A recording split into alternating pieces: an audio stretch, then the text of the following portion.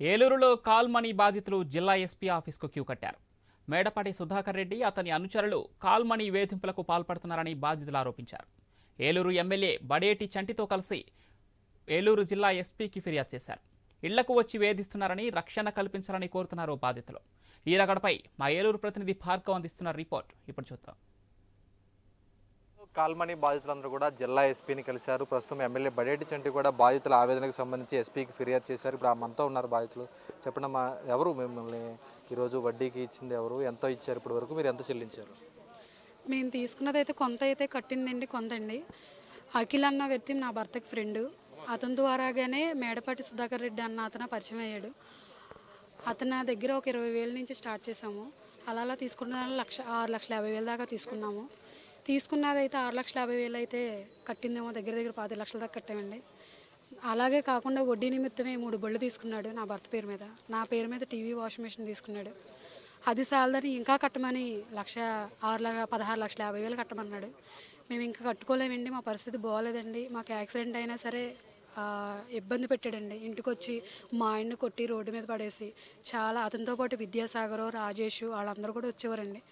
వచ్చి నైట్ 8 దాటిందంటే వచ్చేవారండి.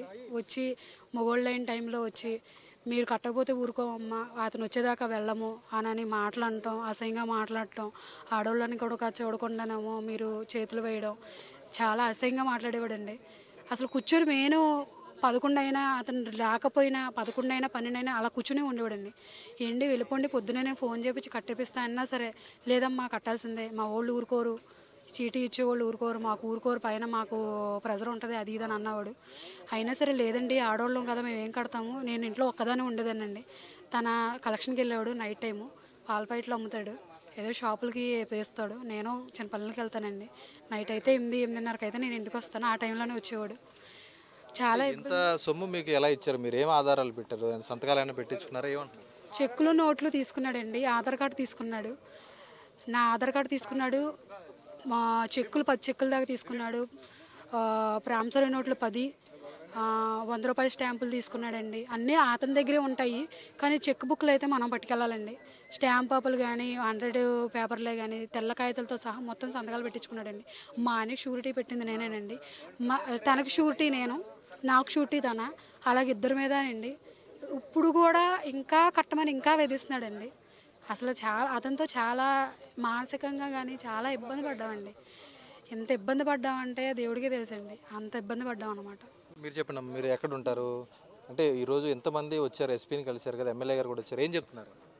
మా దగ్గర అలాగే మేము అలాగే అవసరం కొద్దీ తీసుకున్నాం సార్. తీసుకొని ఇంత కట్టేసినా ఇంకా కట్టాలి కట్టకపోతే మేము వెళ్ళాం. అర్ధరాత్రి అయినా ఏ టైం అయినా సరే వచ్చి మేము ఒక రోజు లేట్ అయినా సరే వడ్డీ వేసుకొని కట్టించుకుంటాం సార్. ఇప్పుడు ఎస్పీ గారిని కూడా కలిశారు, ఎమ్మెల్యే గారు కానీ, మీరు బాధితులందరూ కూడా ఫిర్యాదు చేశారు కదా, ఏం చెప్తున్నారు? ఏం భరోసా ఇస్తున్నారు? మాకు మీకు న్యాయం జరిగేటట్టు చేస్తామని చెప్పి భరోసా ఇచ్చారు. చూస్తున్నా కదా, ఇంకా ఎంతో మంది బాధితులు కూడా ఉన్నారు. అమ్మ చెప్పండి, మీరు అంటే ఎంతవరకు మీరు రుణం తీసుకున్నారు, ఎంత చెల్లించారు? కరోనా సమయంలో 1,20,000 రూపాయలు తీసుకున్నామండి. 1,20,000 రూపాయలకి 80,000 రూపాయలు వడ్డీ వేసి వారం రోజుల్లో 2 లక్షలు కట్టమన్నారు. అసలు కట్టేసినా కూడా 80,000కి ఇంకా కట్టాలి అని చెప్పి అతని వేధింపులు ఎక్కువైపోయినాయి, శారీరకంగా మానసికంగా. నా ఆరోగ్యం పూర్తిగా పాడైపోయింది అతని వేధింపుల వల్ల. అర్ధరాత్రులు వచ్చి ఇంటికి కూర్చోవడం, అసభ్యకరంగా మాట్లాడటం, తాగడానికి ప్రయత్నం చేయడం, చాలా వేదన అనుభవించామండి చాలా సంవత్సరాల నుంచి. గత ప్రభుత్వంలో మాకేం జరగలేదు, ఈ ప్రభుత్వంలో అయినా మాకు న్యాయం జరుగుతుందని చెప్పి మేము కోరుకుంటున్నాము. ఇప్పుడు ఎమ్మెల్యే గారు కూడా వచ్చారు, మీరు కలిశారు, ఎస్పీ గారిని కూడా కలిశారు, ఏం చెప్తున్నారు? అంటే ఎటువంటి ఆధారాలతో మీరు ఫిర్యాదు చేయడం అయితే జరిగింది? వాయిస్ రికార్డులు ఉన్నాయండి మా దగ్గర, ఫోన్పేలు అవి కూడా ఉన్నాయి. అవన్నీ సార్కి చూపించడం జరిగింది. మేము మీకు తప్పకుండా న్యాయం చేస్తామమ్మా అని చెప్పడం జరిగింది. ఈ ప్రభుత్వంలో మాకు న్యాయం జరుగుతుంది. మీ మీడియా మిత్రులందరూ మాకు తోడుగా ఉంటారని కోరుకుంటూ మీ ద్వారా మాకు న్యాయం జరగాలని కోరుకుంటున్నాం. చూస్తున్నాం కదా, ఈరోజు పెద్ద ఎత్తున కూడా బాధితులందరూ కూడా ఎస్పీని కలిశారు. వారందరూ కూడా వచ్చి ఈరోజు అటు ఎమ్మెల్యే బడేటి చంటితో పాటు వచ్చి తామందరూ కూడా కాల్మనీ వేధింపులకు బాల్పడుతున్నాము, బాధితులందరూ కూడా తామున్నాం, తమకు న్యాయం చేయాలంటూ కూడా వారు ఆశ్రయిస్తున్న పరిస్థితి కూడా కనిపిస్తుంది. ఎందుకంటే పెద్ద ఎత్తున కూడా అటు స్టాంప్ పేపర్ల మీద, అలాగే ప్రామిసరీ నోట్ల మీద, అలాగే ఖాళీ చెక్కులు కూడా ఇవ్వడం అయితే జరిగింది. న్యాయస్థానంగా కూడా వారు కేసులు వేయడంతో దానికి సంబంధించి కూడా ఇబ్బందులు పడుతున్నాం. ఇవన్నీ కూడా తమను రక్షించాలి, ఆదుకోవాలంటూ కూడా బాధితులు కోరుతున్నటువంటి పరిస్థితులు అయితే ప్రస్తుతం ఏలూరులో కనిపిస్తున్నాయి. ఇప్పటివరకు 20 మంది బాధితుల వరకు కూడా ఏలూరులో ఎస్పీ కార్యాలయాన్ని ఆశ్రయించారు. మనం చూడొచ్చు జిల్లా ఎస్పీ కార్యాలయానికి వీరందరూ కూడా వచ్చి ఇక్కడ ఎస్పీని కలిసి ఎమ్మెల్యే ద్వారా కూడా వచ్చి ఎస్పీని కలవడం అయితే జరిగింది. దీనికి సంబంధించి న్యాయపరంగా కూడా ఏ విధమైనటువంటి లీగల్ ఒపీనియన్ తీసుకుని దీనికి సంబంధించి పూర్తి విచారణ చేస్తాం, ప్రత్యేక బృందాలను కూడా వేస్తామంటూ జిల్లా ఎస్పీ శివప్రతాప్ కృష్ణ కూడా స్పష్టం చేయడం అయితే జరిగింది.